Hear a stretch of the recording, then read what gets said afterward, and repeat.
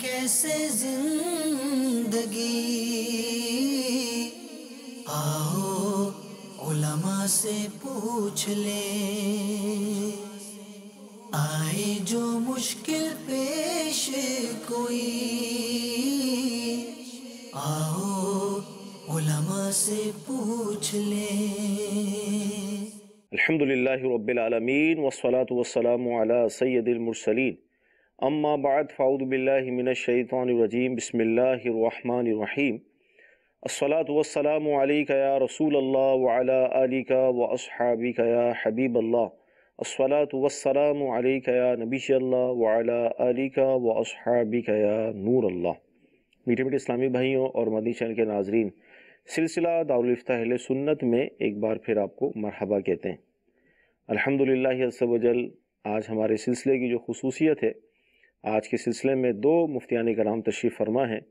मेरे सीधे हाथ पर मुफ्ती सज्जाद साहब तशरीफ़ फरमा हैं और उल्टे हाथ पर मुफ्ती नबी साहब तशरीफ़ फरमा हैं, जो कि हैदराबाद में तशरीफ़ फरमा होते हैं। हैदराबाद फ़िज़ान मदीना अफंदी टाउन में जो वाक़ है, उसी के करीब दारुल इफ्ताह अहले सुन्नत मौजूद है, वहाँ आप तशरीफ़ फरमा होते हैं। इनसे भी हम सवालात के जवाब लेंगे। इब्तिदान दूध पाक की फ़जीलत अर्ज़ की जाती है कि फ़रमान मुस्तफ़ा सल्लल्लाहु तआला अलैहि वसल्लम है, मुझ पर दुरूद पाक पढ़ना पुल सिरात पर नूर है। जो रोज़े जुमा मुझ पर 80 बार दुरूद पाक पढ़े, उसके 80 साल के गुनाह मुआफ़ हो जाएंगे। सल्लु अलल हबीब सल्लल्लाहु तआला अला मुहम्मद सल्लल्लाहु अलैहि वसल्लम। आइए आपकी कॉल्स को हम शामिल सिलसिला करते हैं। मेरा सवाल ये है कि अगर एक मियाँ बीवी ने कुरान पर हाथ रख के कसम खाई हो और वो पूरी ना हो सके, तो उसके बारे में पूछना था कि इसमें कितने रोजे रखने पड़ेंगे और क्या देना पड़ेगा, इससे क्या काम है? जी मुफ्ती सज्जाद साहब, क्या फरमाएंगे कसम का कफ़ारा? अल्हम्दुलिल्लाह रब्बिल आलमीन वस्सलातु वस्सलामु अला सय्यिदिल अंबिया वल मुरसलीन अम्मा बाद फ़अऊज़ु बिल्लाहि मिनश शैतानिर रजीम बिस्मिल्लाहिर रहमानिर रहीम। पहली बात तो ये है कि आम तौर पर लोग कुरान पाक के ऊपर हाथ रखकर कोई बात कहते हैं तो उसको कसम समझते हैं। जी, हाथ रख कर कोई बात जो है वो कहना या करना या उसका वादा करना, ये शरन तो कसम नहीं है। सही। लेकिन अगर कसम के अल्फाज कहे हैं तो ये गोया कि और मुक़्क़द कर दिया है, कसम भी कही है, कुरान पाक के ऊपर हाथ भी रखा है। तो अब अगर कसम इन्होंने तोड़ दी है, सही, यानी जो जिस काम की इन्होंने कसम खाई थी वो नहीं कर सके, कसम जो है वो टूट गई। जैसे किसी काम के करने की कसम खाई थी, सही, वो नहीं कर सके, या किसी के ना करने की कसम खाई थी और वो कर लिया और कसम टूट गई, तो इस सूरत में कसम का कफ़ारा अदा करेंगे। सही। जो कसम का कफ़ारा है वो ये है कि 10 मिस्किनों को खाना खिलाए, सही, या कपड़े पहनाएं। इन दोनों में इख्तियार है, सही, या तो खाना खिला दें या कपड़े पहना दें। और अगर इन दोनों की इस्तिताअत नहीं है तो फिर मुसलसल 3 दिन के रोज़े रखें। ठीक। अब खाने में ये है कि अगर ये एक सदक़ा फ़ितर की मिक़दार एक शरीफ फ़कीर को दे देंगे और इसी तरह एक एक करके 10 को दे देंगे, यानी 10 जो शरीफ फ़कीर हैं उनको 10 सदक़ात फ़ितर दे देंगे, तो इस सूरत में इनकी जो खाने खिलाने वाली शर्त है वो पूरी हो जाएगी। जैसे 100 रुपया जो है वो एक सदक़ा फ़ितर, मसलन सही, एक सदक़ा फ़ितर 100 रुपया है, तो ये 10 को दे दें, गोया कि 1000 10 शरी मस्किनों में तकसीम कर देंगे, फ़कीरों में, तो इस सूरत में इनकी कसम का कफ़ारा अदा हो जाएगा। अच्छा, यहाँ पर जैसे हम अपने शहर में भी हम देखते हैं कि लोग होटल वाले को 1000 रुपये दे दिए, 2000 रुपये दे दिए मिसाल के तौर पे, और वहाँ पर फ़कीर भी बाहर बैठे हुए होते हैं भूखे प्यासे, जो हम तो वो उनको खाना खिला देते हैं, तो क्या इस तरह ये कफ़ारा अदा हो जाएगा? कफ़ारा चाहे ख़ुद अदा करे या किसी को अपना वकील बनाए, जी, दोनों सूरतें हो सकती हैं। सही। लेकिन इस बात का लिहाज रखना ज़रूरी है कि वकील उसको बनाए कि जिसके ऊपर इसको एतमाद हो कि ये इसकी तरफ से कफ़ारा अदा कर देगा। ठीक। और फिर जिस तरह अदायगी का तरीका है ये उस तरीके के मुताबिक अदा करेगा। सही। तो अगर कोई ऐसा मोतमद होटल वाला है कि जिसको शरई मसला मालूम भी है, उसको पता है कि जिसको सुबह खाना खिलाया है उसी को शाम में खाना खिलाना है, यानी کھانا ایک دن اس کو کھانا کھلانے کا مطلب صبح اور شام کھانا کھلانا ہے، تو اسی کو کھانا کھلائے، تو اس صورت میں اگر 10 کو اس نے کھانا یوں کھلا دیا ہے تو اس کا کفارہ ادا ہو جائے گا۔ تو جو اس سارے مسائل کو جانتا ہے جی، یا اس کا جو طریقہ کار ہے وہ شرعی طریقہ کار کے مطابق ہے، اس کے بارے میں پتہ ہے، تو اس کو بھی دینے میں کوئی حرج نہیں ہے۔ صحیح۔ لیکن اگر ایسا اعتماد نہیں ہے یا اس کے بارے میں یہ پتہ ہے کہ یہ ان شرعی مسائل کی جو باریکی ہیں اس کا لحاظ نہیں رکھے گا، تو پھر کسی ایسے معتمد آدمی کو دینا چاہیے کہ جس کے بارے میں معلوم ہے کہ یہ تمام شرعی مسائل کو جانتے ہوئے میری قسم کا کفارہ ادا کرے گا۔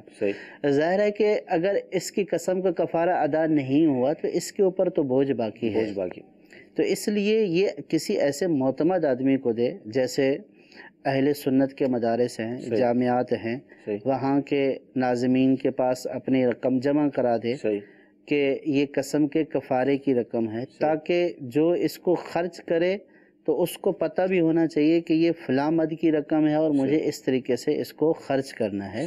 تو بتا دینے سے امید ہے کہ انشاءاللہ جو اگر کسی صحیح معتمد عالم دین کو دے گا تو اس صورت میں وہ اس کی رقم کو اس کے صحیح مصرف میں صحیح طریقے سے استعمال کریں گے۔ ماشاءاللہ عز و جل، بہت پیارا ہمیں جواب ملا، اور مزید ہم نے سوال کر مسئلے کو اور واضح بھی کرنے کی کوشش کی تاکہ ہمارے معاشرے میں جو رائج صورتیں ہیں اس میں سے مزید وضاحت ہو جائے۔ جی اگلی کال لیں گے۔ عبدالسلام وہاڑی سے بات کر رہا ہوں سر، میرا سوال یہ ہے کہ کیا پینٹ میں نماز جائز ہے یا اس کے گھٹنوں کے اوپر کرنا موڑ کر وہ جائز ہے یا نہیں؟ جی نوید بھائی کیا ارشاد فرمائیں گے اس حوالے سے؟ الحمدللہ رب العالمین والصلاة والسلام علی سید المرسلین، اما بعد فاعوذ باللہ من الشیطان الرجیم، بسم اللہ الرحمن الرحیم۔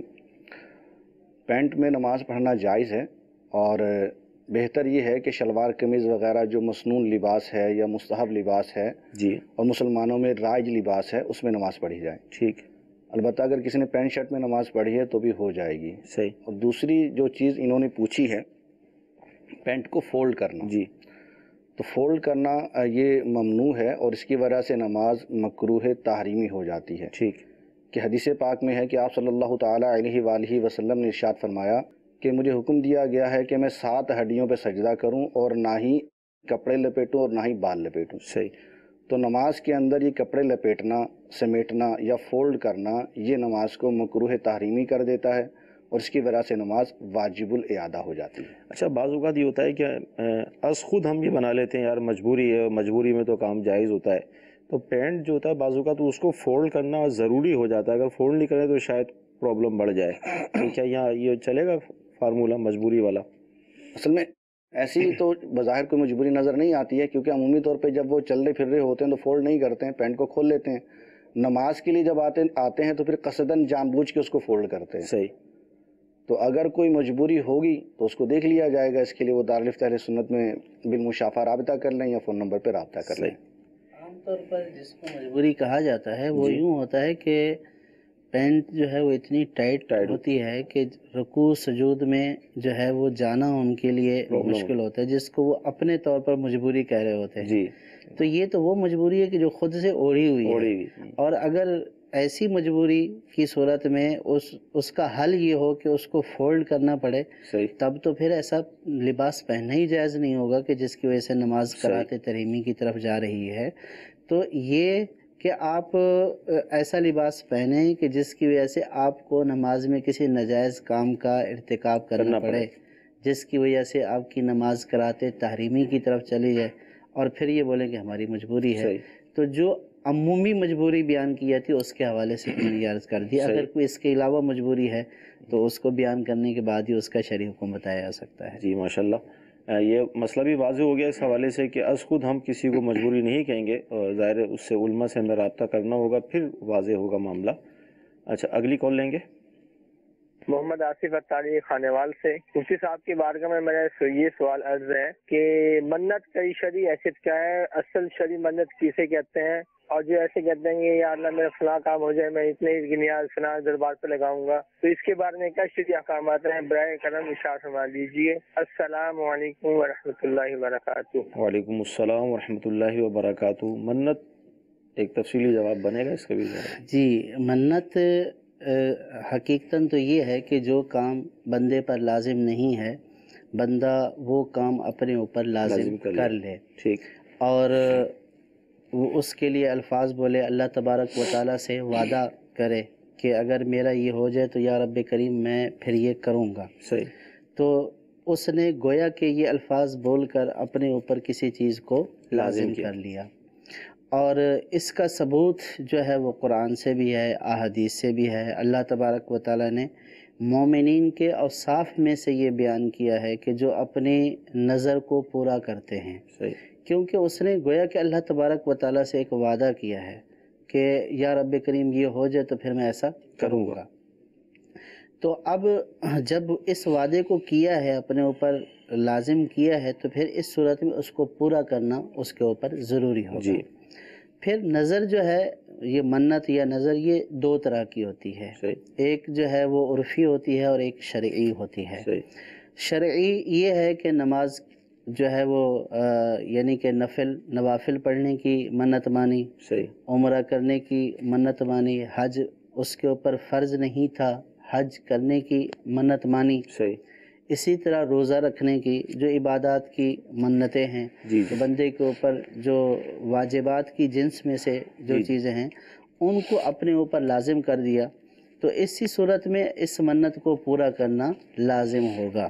جیسے اگر کسی نے یوں منت مانی کہ اگر میرا فلاں رشتہ دار مرض سے صحت یاب ہو جائے، والد صاحب صحت یاب ہو جائیں، والدہ صحت یاب ہو جائیں، تو میں اللہ کی رضا کے لیے فرض کیا کہ 10 نوافل پڑھوں گا، اور اللہ تبارک و تعالیٰ کے کرم سے صحت یابی ہو گئی، تو اب اس کے اوپر یہ جتنے اس نے نوافل مانے ہیں منت کے طور پر، یہ اس کے اوپر پڑھنا لازم ہو گئے۔ یا اسی طرح اس نے یہ منت مانی کہ اگر میرا یہ کام ہو جائے تو میں اللہ تعالیٰ کے راستے میں صدقہ کروں گا، تو جس چیز کے صدقہ کرنے کو اس نے لازم کیا ہے اپنے اوپر، تو وہ کام ہو جانے کے اوپر اس کا صدقہ اب اس کے اوپر واجب ہو چکا ہے۔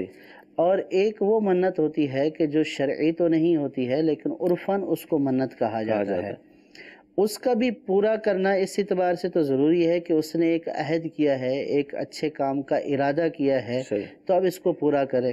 جیسے میں جو ہے وہ کسی مزار کے اوپر جا کر وہاں کھانا بانٹوں گا، یا کسی نے جیسے یہ منت مانی کہ میں 3 دن مدنی قافلے میں سفر کروں گا، اور جو سائل نے پوچھا کہ فلاں مزار کی تعمیرات کروں گا، تو یہ اس طرح کی منتیں ہیں، تو یہ عرفی اعتبار سے منتیں کہلاتی ہیں۔ یہ اگرچہ واجب نہیں ہوتی ہیں لیکن پھر بھی بہتر یہ ہے کہ جو اس نے نیت کی ہے اچھے کام کی، اس کو پورا کرنے کی وہ ہر ممکن طریقے سے کوشش کرے۔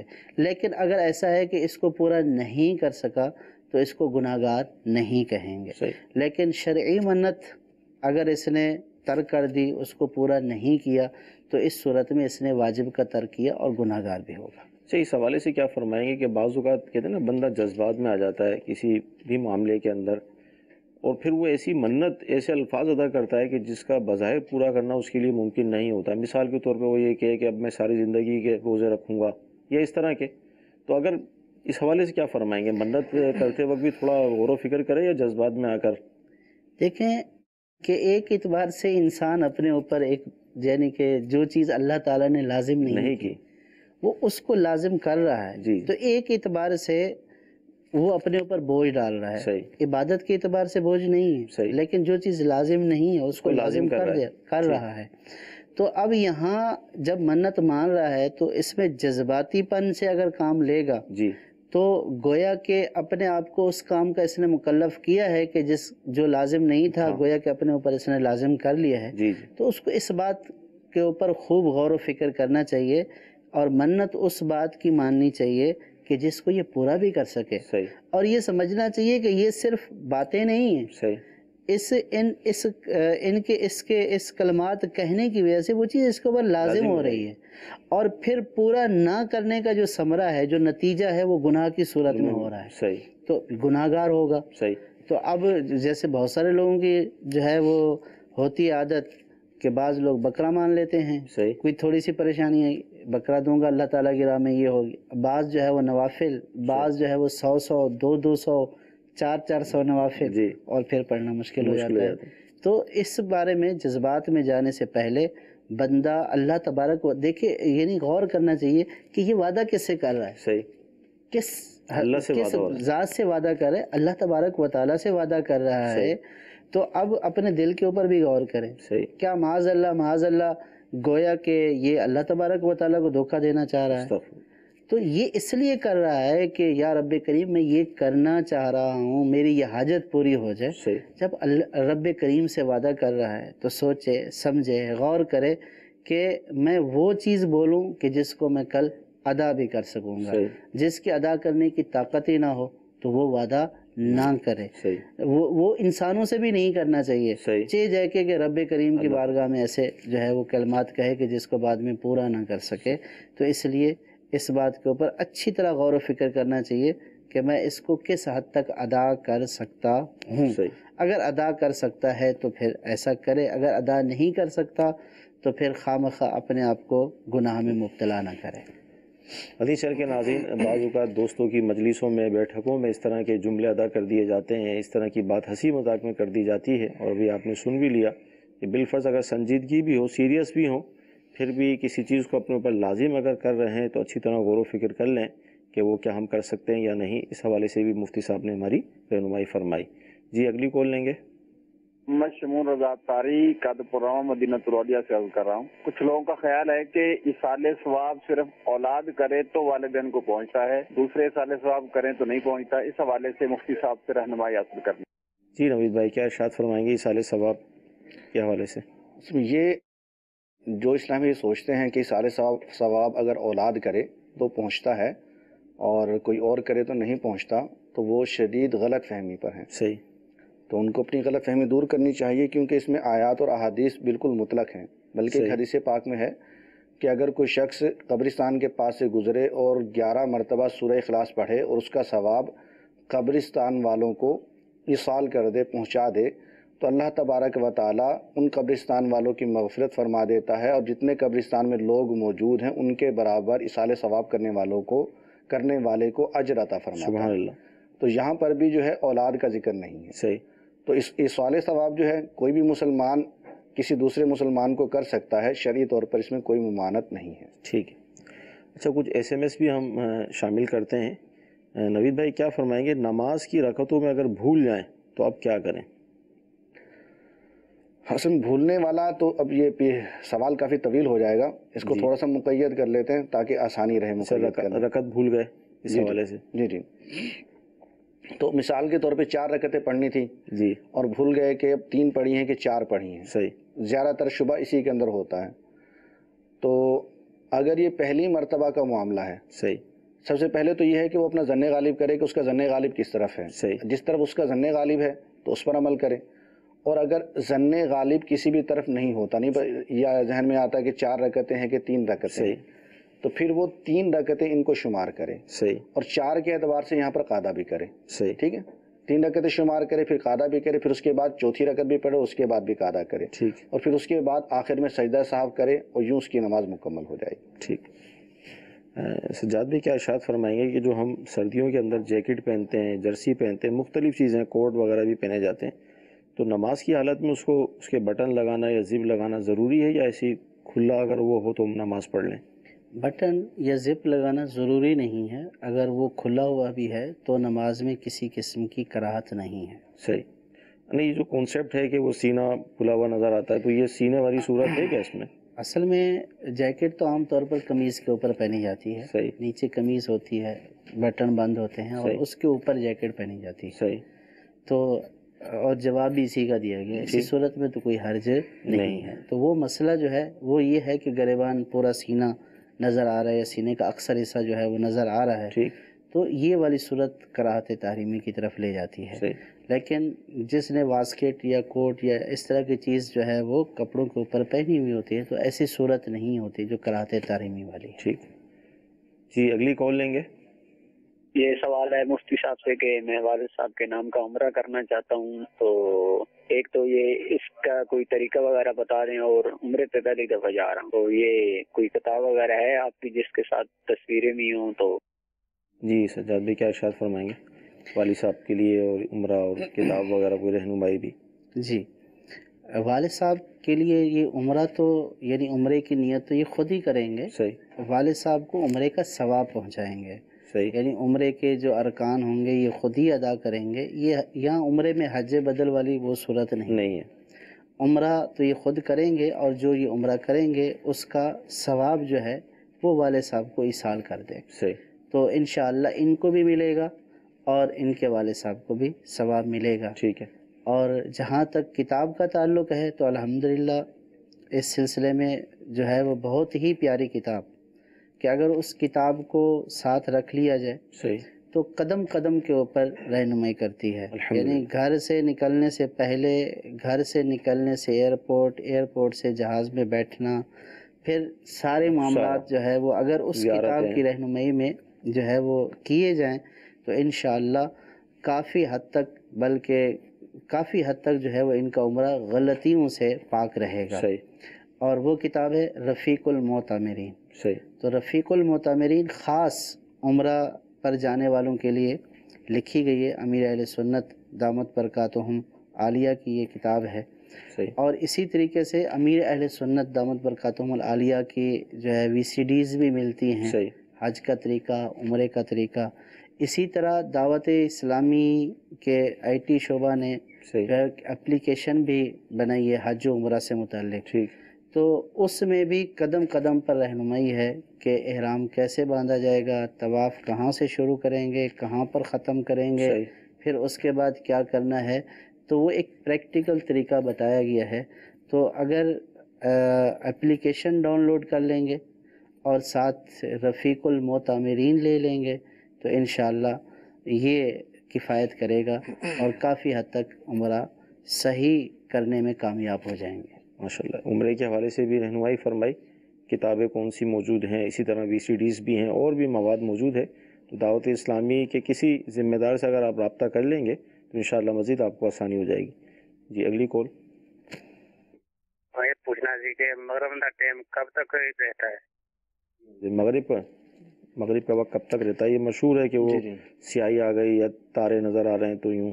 سادہ سے اس کا جواب تو یہ ہے کہ مغرب کا وقت عشاء تک رہتا ہے، لیکن شرعی اعتبار سے جو علامتیں بیان کی گئی ہیں اس میں یہ ہے کہ شفق ابید یعنی سفید رنگ کی آسمان پر روشنی پھیلتی ہے شفق احمر غروب ہونے کے بعد، تو جب وہ شفق ابید ختم ہو جائے گا اس وقت تک مغرب کا وقت رہتا ہے، اور اس کے ختم ہونے سے عشاء کا وقت شروع ہو جاتا ہے۔ یعنی جب سورج غروب کرتا ہے تو غروب کرنے کے بعد جو ہے مغرب کی سمت سے جو ہے ایک سرخ رنگ کی روشنی ابھرتی ہے، آسمان پر پھیل جاتی ہے، غور کرنے والوں کو نظر آتی ہے، اس کو کہا جاتا ہے شفق احمر۔ اس کے بعد جب یہ غروب ہو جاتی، ختم ہو جاتی روشنی، تو اس کے بعد پھر یہ مشرق کی جانب روشنی پھیلتی ہے، اور وہ آسمان کے اوپر پھیلتی ہے، اور وہ ہوتی ہے سفیدی مائل، جس کو کہا جاتا ہے شفق ابید۔ تو جب یہ سفیدی مائل روشنی جو ہے ختم ہو جاتی ہے تو اس کے ساتھ ہی مغرب کا وقت ختم ہو جاتا ہے اور پھر عشاء کا وقت شروع ہو جاتا ہے۔ تو یہ تو ہے تجربہ کار بندے کے لیے کہ جو ان چیزوں کو دیکھ سکتا ہے، پہچان سکتا ہے اور ان کے درمیان فرق کر سکتا ہے۔ تو آسانی کے لیے دعوت اسلامی کی طرف سے اس کی اپلیکیشنز بھی دی گئی ہیں، اور اسی طرح اس پر کتاب بھی موجود ہے اوقات الصلاۃ کی، تو وہ کتاب لے لی جائے یا www.dawatislami.net سے اس کی اپلیکیشن ڈاؤن لوڈ کر لی جائے اور موبائل میں سیو کر لی جائے، اور آپ کا جو بھی شہر ہے اس کا نام آپ اوپر لے آئیں، اس کے اعتبار سے آپ کو نماز کے اوقات بھی مل جائیں گے۔ مدینہ چینل کے ناظرین، جس طرح ابھی مفتی صاحب نے جواب ارشاد فرمایا، اب جیسے مفتی صاحب باب المدینہ میں ہم رہتے ہیں، فلیٹوں کی جو زندگی ہے، تو اگر یہ کہا جائے کہ بعض اوقات تو آسمان بھی نظر نہیں آتا، مطلب جس طرح کی، تو اب ظاہر گھر میں نقشہ ہوگا اوقات صلاۃ کا تو آسانی رہے گی کہ ہم اس کے اندر دیکھ لیں بھی ٹائم ہے یا ختم ہو گیا۔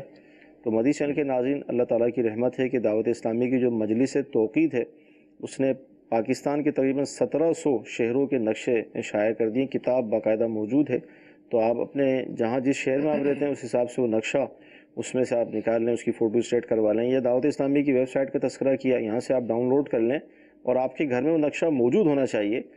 خالی مغرب عشاء کی نماز کا ہی مسئلہ نہیں ہے، 5 نمازوں کا مسئلہ ہے، روزے رکھنے کے حوالے سے، افطار کرنے کے حوالے سے، تو یہ ساری اس میں اوقات موجود ہیں، تو انشاءاللہ آپ کے گھر میں ہوگا، تو آپ کے ساتھ ساتھ گھر کی جو خواتین ہیں، اسلامی بہنیں ہیں، ان کو بھی انشاءاللہ آسانی ہو جائے گی۔ یہ ایک ایس ایم ایس آیا کہ نوید بھائی، والد صاحب کا فدیہ ان کی جو شریف فقیر اولاد ہے ان کو دے سکتے ہیں نمازوں وغیرہ کا؟ والد صاحب کا فدیہ جو ہے ان کی اولاد کو نہیں دیا جا سکتا، یعنی جس کا فدیہ ادا کیا جا رہا ہے اس کی اولاد کو نہیں دیا جا سکتا، اس کے علاوہ کسی اور کو دیا جا سکتا ہے۔ صحیح جی، اگلی کال لیں گے۔ میرا سوال ہے کہ مفتی صاحب سے، عیدگاہ کو مسجد قرار دے دیا جائے اور اس میں 5 وقت نماز جماعت کی جائے اور اس میں جنازہ ہو جائے گا؟ جی مفتی صاحب کیا فرمائیں گے؟ مسجد میں نماز جنازہ، اس میں علماء کا اختلاف ہے۔ ٹھیک۔ بعض علماء مسجد میں نماز جنازہ کے جواز کے قائل ہیں، یعنی ہو سکتا ہے، جبکہ بعض علماء کا موقف یہ ہے کہ مسجد میں نماز جنازہ نہیں ہوتا ہے، یعنی پڑھنا جائز نہیں ہے، تو بلکہ مسجد کے علاوہ کسی دوسری جگہ پر پڑھا جائے، فنائے مسجد میں پڑھ سکتے ہیں۔ چاہے اب اس میں بھی بعض لوگ یوں کرتے ہیں کہ جنازہ میت جو ہے وہ مسجد سے باہر ہوتی ہے، لوگ اندر ہوتے ہیں، یا بعض اوقات دونوں میت اور لوگ دونوں اندر مسجد میں ہوتے ہیں، تو چاہے میت باہر ہو لوگ اندر ہوں، یا جو ہے وہ دونوں اندر ہوں، تو اس صورت میں دونوں صورتوں میں اجازت نہیں ہے۔ یہ بعض علماء کا موقف ہے، اور دارالافتاء اہل سنت کا بھی یہی موقف ہے، اور یہی فتویٰ جاری ہوتا ہے کہ مسجد میں پڑھنا جائز نہیں ہے، بلکہ فنائے مسجد میں پڑھا جائے یا کسی دوسری جگہ پر پڑھا جائے۔ بچنا بہتر ہے، مطلب جو اختلاف آپ نے فرمایا۔ دیکھیں، اختلاف تو یہ ہے کہ جو علماء جائز کہتے ہیں، صحیح، تو جو ان کو فالو کرتے ہوئے پڑھتا ہے، صحیح، تو اس کو ہم جو ہے وہ یہ نہیں بولیں گے کہ انہوں نے ناجائز اور گناہ کیا۔ ٹھیک ہے۔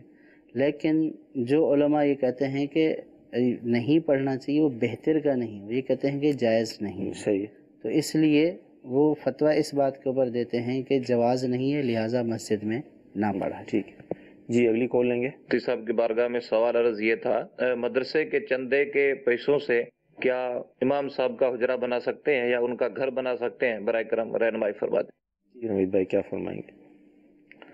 مدرسے کے چندے کے پیسوں سے امام صاحب کا گھر تو بالکل نہیں بنایا جا سکتا، کیونکہ ہر وقف کی جہت الگ ہوتی ہے۔ مدرسہ ایک الگ وقف ہے، مسجد ایک الگ وقف ہے، تو مدرسے کی جو آمدنی ہے یا مدرسے کا جو چندہ ہے وہ مدرسے میں ہی استعمال کیا جائے گا، امام صاحب کا اس میں کوئی حق نہیں ہے، سوائے یہ کہ امام صاحب اس مدرسے میں مدرس ہیں تو مدرس ہونے کے اعتبار سے وہ اپنی تنخواہ پا سکتے ہیں، اور یوں ہی مدرسین کو جو سہولت دی جاتی ہے جامعات یا مدارس میں تو وہ سہولت حاصل کر سکتے ہیں، لیکن اس کے چندے سے امام صاحب کا گھر نہیں بنایا جا سکتا۔ اچھا، یہاں پر اسے سجاد بھی آپ بھی ارشاد فرمائیں، ہماری یہ ہوتا ہے کہ باؤنڈری کے اندر ہی مسجد بھی ہے، مدرسہ بھی ہے، جو مدرسے کی عمارت ہوتی ہے عموماً وہ ایک باؤنڈری کے اندر ہی دونوں چیزیں ہوتی ہیں، اور مطلقاً چندہ بھی ہوتا ہے، اور ظاہر اس کے اندر امام صاحب کی، مؤذن صاحب کی رہائش وغیرہ بھی ہوتی ہے، تو کیا فرمائیں گے آپ؟ دیکھیں، اس میں تعیین کرنی پڑے گی کہ ایک تو مسجد ہے تو وہ جگہ تو مسجد کے لیے وقف ہوگی، اور دوسری جگہ جس کو مدرسہ قرار دے دیا تو وہ مدرسے کے لیے وقف ہوگی۔ صحیح۔ ہاں، بعض اوقات ایسا ہوتا ہے کہ ابھی جگہ وقف کرنے سے پہلے صحیح اوپر نیچے عمارت بنا دی جاتی ہے، صحیح، تو فرض کیا کہ نیچے والے حصے میں وضو خانہ ہے صحیح، اور اوپر جو ہے وہ مدرسہ بنا دیا۔ صحیح۔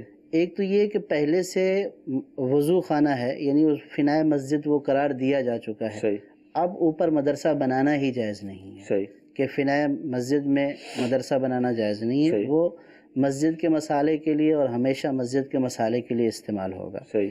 اور دوسری صورت جس کا میں نے پہلے ذکر کیا کہ ابھی جو جگہ وقف کرنا چاہتا ہے اس نے وقف کیا نہیں، صحیح، اس نے پہلے سے ایک عمارت بنا دی، صحیح، 2-3 پورشن بنا دیے، صحیح، نیچے والا پورشن مسجد کو دے دیا اور اوپر والا کو مدرسے کے لیے وقف کر دیا، نیچے مسجد کے لیے وقف، اوپر مدرسے کے لیے وقف۔ اب اگر وہ ایک باؤنڈری میں ہے اور مدرسے کی اوپر والی چھت کے اوپر جی جو ہے وہ مدرسے کے لیے تو بنایا جا سکتا ہے، چونکہ وہ مدرسے کے لیے جگہ وقف ہو چکی ہے، صحیح تو اب یہ نہیں کہا جائے گا کہ یہ باؤنڈری کے اندر ہے تو چلو امام صاحب کا کمرہ مدرسے کے اوپر بنا دو. صحیح اب وہ مدرسے کے لیے وقف ہو چکا ہے، صحیح تو اس میں امام صاحب کی رہائش یا امام صاحب کا حجرہ بنانا جائز نہیں ہے. صحیح اسی طرح اگرچہ کہ مسجد اور مدرسہ ایک ہی باؤنڈری وال میں ہیں، لیکن ان کے جو عطیات آتے ہیں، جی جی جیسے مدرسے کو کسی نے عطیہ دیا تو وہ مدرسے کا ہو گیا کہ مدرسہ ایک الگ وقف ہے، صحیح مسجد ایک الگ وقف ہے. صحیح صرف ایک چار دیواری میں ہونے سے وہ ایک نہیں ہو جاتے، صحیح اگرچہ کہ دونوں چیزیں ایک چار دیواری میں موجود ہیں، صحیح لیکن ان کی وقف ہونے کی حیثیت سے اور ان کے وقف ہونے کی الگ الگ وقف ہونے کی حیثیت سے احکام مختلف ہیں. صحیح مسجد کے احکام مسجد کے لیے، مدرسے کے احکام مدرسے کے لیے صحیح لاگو ہوں گے. تو اس لیے جیسا کہ مفتی صاحب نے یہ بیان فرمایا ہے کہ مدرسے کی آمدنی میں مسجد کے امام کا حق نہیں ہے، صحیح اور مسجد کی آمدنی میں مدرسے کا حق نہیں ہے. صحیح ہاں ایک صورت یہ ہو سکتی ہے کہ لوگ جو عطیات دیتے ہیں وہ مسجد اور مدرسے دونوں کے لیے دونوں کو دیتے دے ہیں. دیں. ٹھیک ہے تو اب یہ جو عطیات دیے ہیں مسجد اور مدرسے دونوں میں استعمال کرنے کے لیے، تو اب ان کو مدرسے میں بھی استعمال کیا جا سکتا ہے صحیح اور مسجد میں بھی استعمال کیا جا سکتا ہے.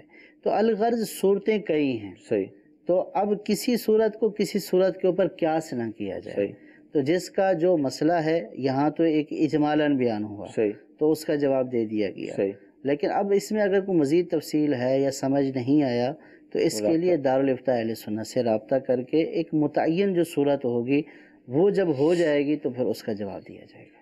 مدنی چینل کے ناظرین، جو بالخصوص ہماری مسجد کی کمیٹیاں ہیں اس حوالے سے بڑی احتیاط کرنی چاہیے. از خود فیصلے کر لیتے ہیں، از خود تبدیلیاں کر دیتے ہیں، اور چندے کا جو استعمال ہے جو اس کے تقاضے ہیں، ظاہر ہے اس موضوع پر ہم گفتگو تفصیلی نہیں کر سکیں گے، ظاہر موضوع یہ ہے بھی نہیں، تو ضمناً کچھ عرض کیا گیا.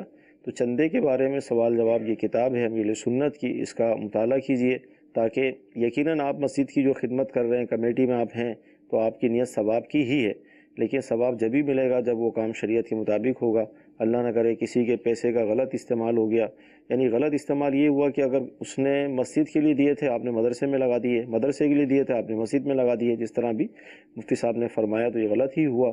اور ظاہر ہے اس پہ پھر تاوان کی صورتیں بھی بنتی ہیں، توبہ کی صورتیں بنتی ہیں، بہت کچھ ہوتا ہے. تو لہذا میں تو یہ عرض کروں گا کہ جو بھی کمیٹی میں ہیں ابتداءً شرعی رہنمائی لیں اپنے کام کے حوالے سے، پھر آگے بڑھیں گے تو انشاءاللہ برکتیں بھی ملیں گی اور ثواب بھی ملے گا. جی اگلی کال. جی میرا نام محمد دلدار خان ہے، میں لاہور سے بات کر رہا ہوں. میرا مفتی صاحب سے یہ سوال ہے کہ ہمارے مکان کی بیک سائڈ پہ قبرستان ہے، اوپر والی منزل پہ شیڈ نکال کے اوپر واش روم بنا سکتے ہیں یا نہیں؟ برائے مہربانی رہنمائی فرمائیں. جی مفتی صاحب کیا فرمائیں؟ جو وقف کے احکام ہیں جی اس کے مطابق تو یہ ہے کہ جو وقف ہے، مسجد ہے، مدرسہ ہے یا قبرستان یا کوئی بھی وقف ہے، تو اس میں ذاتی تصرف کرنے کی اجازت نہیں ہوتی ہے. ٹھیک ہے. تو جیسے اگر ان کے گھر کے پچھواڑے کی طرف کسی کا گھر ہوتا صحیح تو یہ اپنا شیڈ ہرگز اس طرف نہیں نکال سکتے تھے. صحیح. تو اسی طرح جو قبرستان ہے تو وہ ایک وقف جگہ ہے. صحیح. تو اب اس میں شیڈ نکالنا یہ بھی گویا کہ اس میں تصرف کرنا ہے. ٹھیک ہے. تو وقف میں ایسے تصرف کی اجازت نہیں ہوتی ہے. تو لہٰذا یہ تو اس سے آگے کی بات پوچھ رہے ہیں، صحیح. اس طرح واش روم بنائیں یا نہ بنائیں. ہم اس سے پہلے کی بات کر رہے ہیں کہ واش روم بنانا تو بعد کی بات ہے، شیڈ نکالنا بھی جائز نہیں ہے. صحیح. اگر اس شیڈ کے نیچے والی جگہ قبرستان کی ہے، قبرستان کے لیے وقف ہے، صحیح، تو پھر جو ہے وہ شیڈ نکالنا بھی جائز نہیں ہے. صحیح. جو شرعی اصول و ضوابط وقف کے بیان کیے فقہا نے اس کے مطابق. صحیح. اور اگر گلی ہے تو گلی کی طرف نکالنے میں کوئی حرج نہیں ہے. صحیح. اور پھر قانون کا لحاظ رکھا جائے، مسئلہ ہے، قانون کا لحاظ رکھا جائے، اور پھر قانونی اعتبار سے قانون جہاں پہ اجازت دے کہ شیڈ کے اوپر واش روم وغیرہ یا اس طرح کی چیز بنائی جا سکتی ہے یا نہیں، تو اس کا بھی لحاظ رکھا جائے. صحیح. جی آخری کال ہم سلسلے میں شامل کریں گے. جی میرا جی مفتی صاحب سے سوال ہے کہ جس وقت ہم یعنی کہ میت کو کندھا دیتے ہیں تو یعنی کہ یہ کلمہ شہادت پڑھتے ہیں، یہ ٹھیک ہے؟ جی آپ کیا فرمائیں گے؟ ہاں، کلمہ شہادت پڑھنا ٹھیک ہے اور بہت اچھی چیز ہے یہ، کیونکہ شہادت کے اندر دو چیزیں ہوتی ہیں، ایک تو توحید ہوتی ہے اور دوسری آپ صلی اللہ تعالیٰ علیہ وآلہ وسلم کی رسالت کی گواہی ہوتی ہے، اور قبر میں مردے سے ان کے بارے میں سوالات بھی ہوں گے۔ صحیح۔ تو یوں یہ بات تلقین کے جو مردے کو کی جاتی ہے تلقین، اس کے بالکل قریب ہو جاتی ہے۔ اور دوسرا جن کو شبہ ہوا ہے کہ وہ چارپائی اٹھاتے ہوئے یا میت کو اٹھاتے ہوئے کلمہ شہادت پڑھتے ہیں، تو اصل پڑھنا اس لیے نہیں ہوتا ہے، اس کی بھی ایک تاریخ ہے دراصل۔ صحیح۔ اولاً تو یہ ہے کہ میت کے ساتھ جائیں تو خاموشی کے ساتھ چلیں، خشوع و خضوع کے ساتھ چلیں، اپنی آخرت کو یاد کرتے ہوئے، اپنی موت کو یاد کرتے ہوئے چلیں، اور دل میں اللہ تبارک و تعالیٰ کو یاد کرتے ہوئے چلیں۔ جنازے کا ادب یہی ہے، لیکن مرور زمانہ سے وقت گزرا، صحیح، تو لوگوں نے کیا کرنا شروع کر دیا کہ انہوں نے جنازے کے اندر دنیا کی باتیں کرنا شروع کر دی۔ اب چند ایونٹس ایسے ہوتے ہیں کہ جن میں لوگ جمع ہوتے ہیں، جن میں شادی کا ایونٹ بھی ہے تو ویسے ہی میت کا ایونٹ بھی ہے۔ صحیح۔ تو اس ایونٹ پر بہت سے لوگ ایسے ہوتے ہیں جن کی سالوں بعد ملاقات ہوتی ہے، اب وہ میت کو بھول کر اپنی خوش گپی میں مصروف ہو جاتے ہیں، اور بھی سناؤ کیا حال ہے تمہارا، کہاں رہے تھے، کیا کیا، کیا کاروبار کرتے ہو، بچے کتنے ہو گئے۔ یوں ہی پھر لوگ فضول باتیں بھی کرنا شروع کر دیتے ہیں، پھر ایسے ہی لوگ کہہ کے بھی لگانا شروع کر دیتے ہیں۔ تو میت جو کہ ایک ایونٹ ایسا ہے کہ جو آخرت کی یاد دلانے والا ہے، وہ ایک مچھلی بازار بن جاتا ہے، لوگ اپنے دنیاوی معاملات حل کرنا شروع کر دیتے ہیں، جس طرح نظر آتا ہے 100 پر 40 پر نظر آتا ہے۔ تو اس پر پھر علماء نے فرمایا کہ بہتر یہ ہے کہ ذکر کریں، کہ جب ذکر کریں گے زبان سے تو پھر یہ دیگر گفتگو سے رک جائیں گے۔ اس ذکر کے اندر جو ہے زیادہ تر نے کلمہ شہادت کو اختیار کیا، کلمہ شہادت کہا جائے کہ اس کے اندر ایک تو پڑھنے والا کلمہ شہادت بھی پڑھے گا، اور پھر دوسرا یہ کہ میت کو بھی تلقین ہوتی رہے گی کہ میرا اس پر ان شہادتین کے اوپر میرا ایمان ہے، اور قبر میں نے ان کے جوابات دینے ہیں۔ تو اب عمومی طور پر اب یہ اس کے بعد ٹرینڈ اگلا یہ بن گیا کہ اب جس نے چارپائی پکڑنی ہوتی ہے نا، اٹھانی ہوتی ہے چارپائی، تو وہ کلمہ شہادت کہہ کے چارپائی اٹھا لیتا ہے۔ تو لوگ یہ سمجھتے ہیں شاید کلمہ شہادت چارپائی اٹھانے کے لیے کہا جاتا ہے، تو ایسا نہیں ہے۔ کلمہ شہادت جو ہے تذکیر کے لیے، یاد دلانے کے لیے، اور اللہ تبارک و تعالیٰ کا ذکر کرنے کے لیے، اور یاوہ گوئی سے بچنے کے لیے۔ مدنی چل کے ناظرین، سلسلہ ہوا، بہت اہم معلومات حاصل ہوئی ماشاءاللہ۔ 2 مفتیان کرام تشریف فرما ہوئے، سلسلے کی رونق بھی بڑھ گئی۔ اللہ تعالیٰ کی بارگاہ میں ہم دعا کرتے ہیں کہ اللہ تعالیٰ آج کا ہمارا سلسلہ اپنی بارگاہ میں قبول فرمائے، جو ہم نے سنا ہے، جو سیکھا ہے، اس پر عمل کرنے کی توفیق عطا فرمائے۔ صلو علی الحبیب صلی اللہ تعالیٰ علی محمد۔ گزارے کیسے زندگی، آؤ علماء سے پوچھ لیں، آئے جو مشکل پیش کوئی، آؤ علماء سے پوچھ لیں۔